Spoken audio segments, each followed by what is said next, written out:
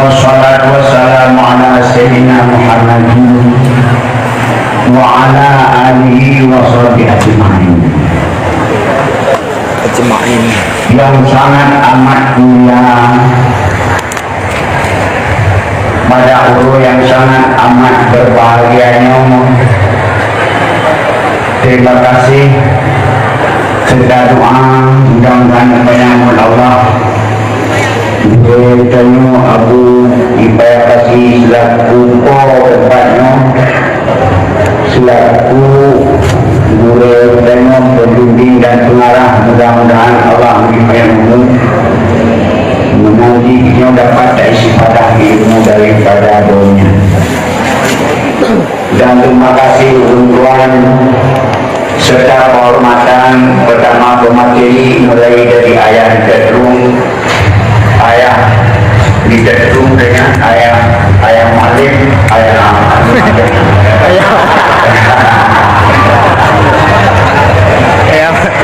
dan mudah-mudahan Allah bersehat dulu.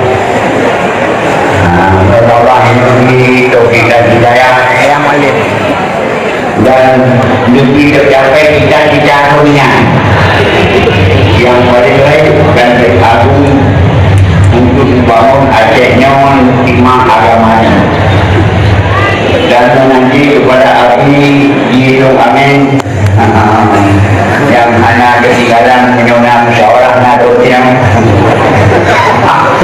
dan aku di Dangjun selaku Tuhan Dayong, maka dengan doanya memimpin muhawarah munawarah, maka sangat berbahagia kepada Mandung bisa isyarat yang mengkaitkan yang lebih oleh pemateri.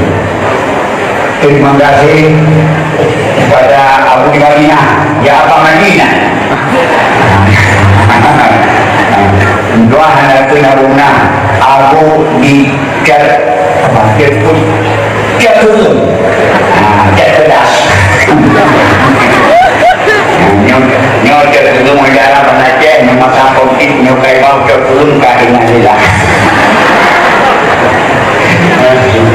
Dan nanti yang terhormat yang Abi Kerabu, yang Abi dari Wabu,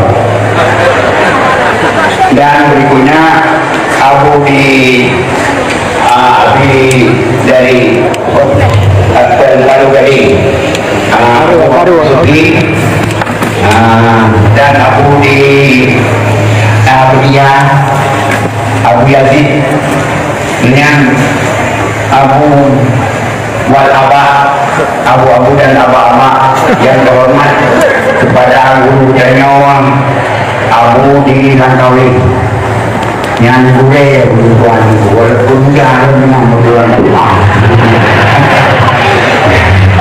Jadi yang jengguan nan wali anda mampu.